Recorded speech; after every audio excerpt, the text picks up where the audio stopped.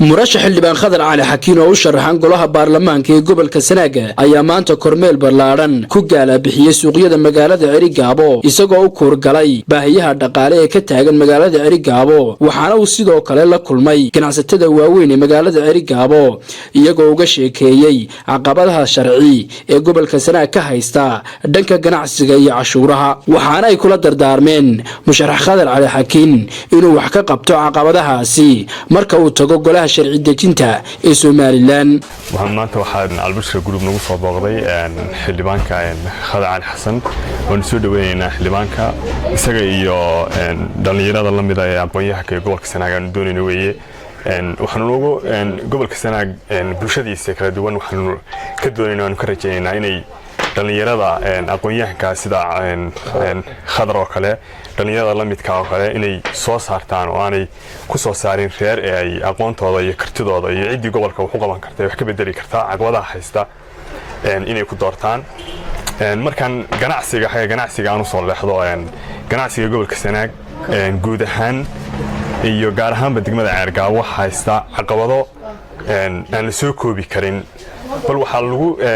lagu qiyaasi karaa inuu xayiraad saaran tahay oo bimetal oo kale anigu halka waxaan ku iibiyaa kartuun ka yimaada wajaale baan Cerigabo ku dhixibiyaa ama lagu iibiyaa tuulooyinkan magaalada ku hareeraysan anigu kama iibin karo gal adagtan ama ceelfoyntan ama yibaakan xagga inaga xiga ama carmadaha kartuun kama iibin sababtu waxa weeye kartuunka halka aan ka diro haddaan isaado burco u dir jidka lagu qabsanayo wax loo oranayaa cashuur baa laga doonayaa waxa dhacday inaan halkan aanu burco alaab ka iibinay beer markay mareysay markii hore aanu burco ka soo iibsanay beer markay mareysana cashuurna la weydiiyay oo halkii cashuur laba jibaar halka laga qaaday electronic baa kamida bagaashkaas kamida marka caqabadaha haysta gobolka aad iyo aad bay u fara badan yihiin xildhibaanada aanu rajeynay in gobolka insha Allah soo baxno waxaan doonaynaa inay caqabadaha gobolka haysta inay kameel uga soo wada jeensadaan oo ay insha Allah gobolka ay u hiiliyaan dhowr caqabadood oo hore ayaan waxaan ugu dhacday alaabi ku soo qaldantay oo sida Hargeysa ku celi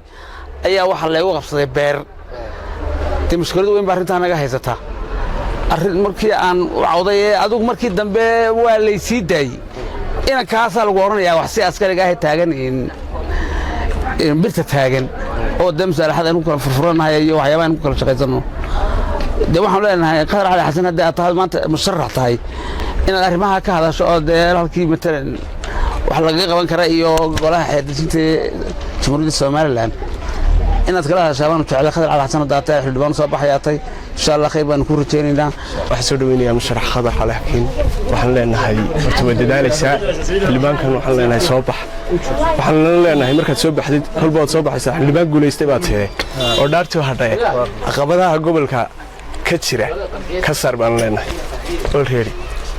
caqabadahan ganacsataan ha caqabadaydin haysto xildhibaanka maad ka waxaan ka wada sheekaysanay xaggan marka wax soo saarka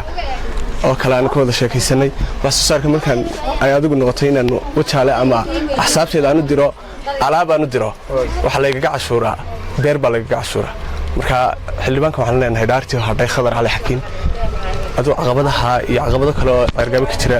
waa xildhibaanka kaliya ee soo maraa ee nawareystay meherada wareysta waxaan ku leenahay ka saar xildhibaan maanta waxaan soo baqday xildhibaan Khadar Cali Xakiin oo musharaxa baarlamaanka waxaanu kala hadlaynaa oo duceynaynaa in Ilaahay ku guuleeyo xilka waxaanu kala hadlaynaa caqabadaha haysta ee cashuurta neefka Cerigabo laga qaado ee lagu cashuurayo berbera in laga joojiyo gobol walba halkiisa lagu cashuuro isagoo juwankiisa sita uu tago gobol waliba wixii saga cashuurta xoolaha berbera ka soo daga berbera lagu cashuura bila cashuur way ku galaan burco markay ka soo dagaan berbera Hargeysa socdana waxa Hargeysa la hadaa burca la hadaa berbera la hadaa cashuurta annaga hadda gobol saraadnahayna waxa yaga aanu halkan ka soo baxay sida khudradda ugu badan waa inaan la helo gobolka in lagu cashuuro gobolka cashuur yeesho dadana haasi alaabta la geynayo in meesha la yiraahdo burco la geynayo waa la cashuurin laba cashuurad ma gari karto wax laba cashuurad gari kara ma jirto alaabta ka timaada burco nooga timaadaan gobolka Sanaagnahay waxa lagu soo cashuuraa burco halka waxa timaado iyadoo waxba laga cashuurayna waa lagu dashay magaalada dhexdeeda xaq biyo taasaash soo aan hal wax maaha waxa weeye burcona ma gaadho hadii ma gaadho waxa way kartoonka beerad baa lagu qabsanayaa kartoon hadii aad ka soo iibsato dukaan ama shirkad burco kamid ah ama hargeysa kamid ah 10 kartoon leena 10 kartoon aad biska celiso ama soo khaldamaan ama aad bicirso celi gaariga la qabsanay xadana alaabta halka keentay war dukaankaasaan ka soo iibsaday awalbo waanu celiyay may alaabta cashuuraysa Puntland ka tahay marka horta caqabada ugu weyn ganacsigu waa ka ugu dambeyntiina musharax Khadar Al Hakiin oo ka warbixiyay kormeerkiisa ayaa waxa uu ka hadlay waxyaabaha uu ka qaban doono ganacsiga gobolka Sanaaga hadii uu tago golaha sharci dejinta Soomaaliland saaka waxaan qaaday